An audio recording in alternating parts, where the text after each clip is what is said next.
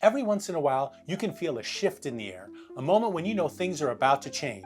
And that's exactly where we are in the Phoenix real estate market in 2025. The way people buy homes, the way homes are built, even the way homes are valued, all of it's undergoing a massive reset. And once this year is over, Phoenix real estate will never be the same. Today, we're going to talk about why 2025 is the reset year, what's happening with rates, affordability, insurance, technology, and investors, and most importantly, what it means for you as a buyer or a seller. Buckle up, because this is one of those conversations you can't afford to miss.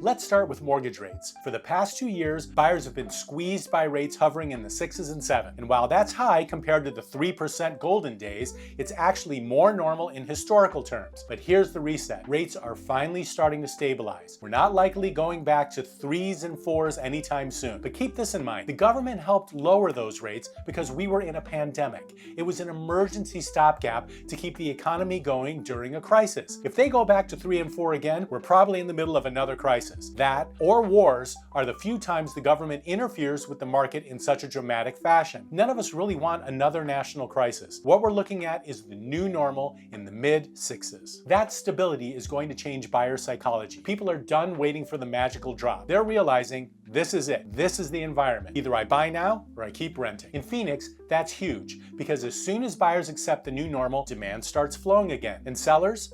That means you need to understand we're entering a new market where buyers are cautious, but they're also tired of sitting on the sideline. Banks have also tightened up on their lending criteria. Just because you want to sell your home above market value and there's someone willing to pay it doesn't mean the bank is going to lend on it. The buyer will have to come out of his own pocket to make that kind of sale happen. Despite these facts, there will still be the stubborn few who need to move but are waiting for a magic interest rate, and that may cost them. Let me give you an example. A client of mine in Chandler was waiting for rates to drop from 6.5 down to the high 5s. He figured that would save him a few $100 a month. But by the time rates trickled down, and they never got to the high 5s for him, the home he wanted had gone up nearly $20,000. In the end, his monthly payment would have been about the same, or worse. That's the reality buyers are facing today. Waiting feels safe, but it often costs you more. This is the first piece of the reset, the shift from waiting and hoping to acting and adapting.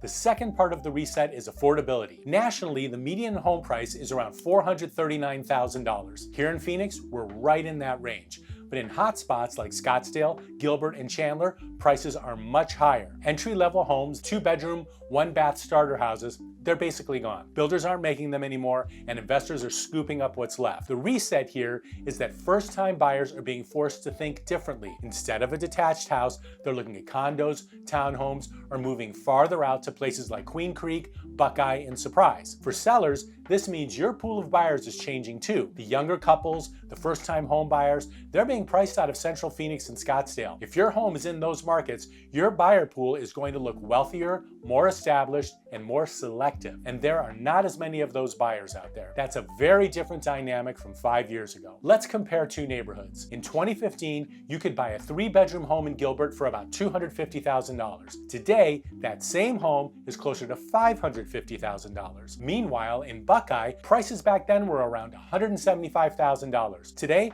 you're looking at $400,000. It shows how across the valley, affordability has shifted dramatically and buyers have to look further out for options. Another factor that almost no one was talking about 5 years ago is insurance. Across the country, major carriers are pulling out of high-risk areas. In Florida, in California, and yes, even in Arizona. Wildfires, floods, extreme heat, they're making certain homes more expensive to insure, or in some cases, nearly uninsurable. And when premiums go up by a couple of $1,000s a year, that directly impacts what buyers can afford. In the Phoenix metro, homes closer to natural desert preserves, floodplains, or older homes with outdated wiring or roofs, they're already starting to see higher premiums. Think back 10 or 15 years. Nobody was talking about climate risk or insurance premiums. You worried about property taxes and maybe HOA fees. But that was it. Fast forward to today, and in some states like Florida, people can't even get insurance. Arizona isn't at that level, but premiums are rising, and that changes the affordability equation. The reset here, insurance costs are no longer just a line item. They could be a deal breaker. Buyers are looking harder at long-term risks, and sellers need to understand that a home with high insurance costs is harder to sell. Now let's talk about the elephant in the room: investors. For years, big money has been pouring into Phoenix. Wall Street funds, private equity, out-of-state investors, they all wanted a piece of our booming housing market. They bought up single-family homes, turned them into rentals, and in some cases, entire neighborhoods shifted. But here's the 2025 reset. That money is pulling back. Rising rates have made it harder to finance bulk purchases. Rent growth has slowed, and some investors are even starting to sell off properties they bought just a few years ago. What does that mean? Well, for buyers, it means less competition from all-cash institutional offers. For sellers, it means you may need to rely more on local buyers who are budget conscious and who expect negotiation. You might be wondering, does this mean buyers will get a break? The answer is complicated. Yes, fewer investors means less competition, but it also means sellers may not see the kind of bidding wars we had a couple of years ago. Buyers get breathing room, but sellers have to be more realistic. It's not bad news, but it's a different game. This is a big change. Phoenix has been dominated by investor activity for over a decade. That era may be ending. Another piece of the reset is technology. AI-driven valuations, instant offer platforms, virtual tours, they're no longer experiments, they're mainstream. Buyers can make decisions faster with more data, often before they ever step foot inside your home. And here's something most sellers don't think about. Buyers are comparing your home to dozens of others in real time online. If your listing photos are poor, if your virtual tour doesn't exist, if your home isn't marketed aggressively on social, you're invisible. I'll tell you something I've noticed. 10 years ago, if you had professional photos on your listing, you were way ahead of the game. Now, that's the bare minimum. Today's buyers expect video tours, drone footage, even 3D walkthroughs. I had a client who bought their home in Scottsdale without ever stepping foot inside. They made their decision based on a Matterport 3D tour and FaceTime walkthrough. That's the world we live in now. The reset here is that marketing isn't optional anymore. It's not about a sign in the yard. It's about who can reach the right buyers with the right visuals on the right platforms. And the agents who don't adapt, they're gonna get left behind.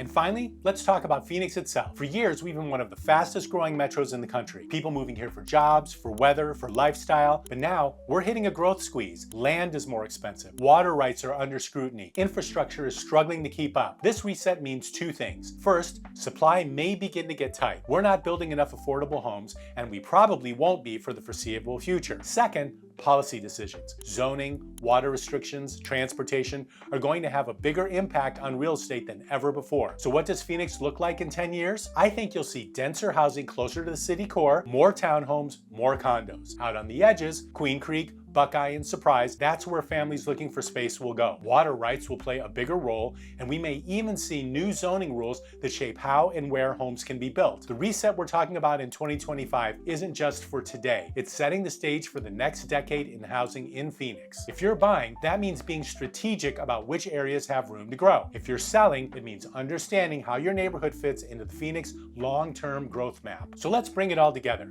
The Phoenix real estate market in 2025 is resetting. Mortgage rates are stabilizing at a new normal. Entry-level affordability is disappearing. Insurance costs are rewriting the rules. Investors are pulling back. Technology is changing how homes are bought and sold, and Phoenix itself is facing a growth squeeze that will define the next decade. If you're a buyer, this reset means you need to act with clarity. Don't wait for the old world to come back, it's gone. Buy the home that fits your life today and adapt as the market evolves. If you're a seller, this reset means the market is no longer automatic. Pricing, presentation, and strategy matter more than ever. The days of throwing a listing online and getting 50 offers are over, but with the right plan, this can still be an incredible time to sell. The bottom line, Phoenix real estate will never be the same after 2025, but that doesn't mean the opportunity is gone. It just means the rules have changed. If you're watching this and you've already bought a home in the last couple of years, drop a comment. What was the biggest challenge for you? Was it affording the monthly payment, beating out other buyers, or just finding the right house? I'd love to hear your story, and your comments help other people realize they are not alone in this market. If you found this breakdown helpful, hit that like button, subscribe,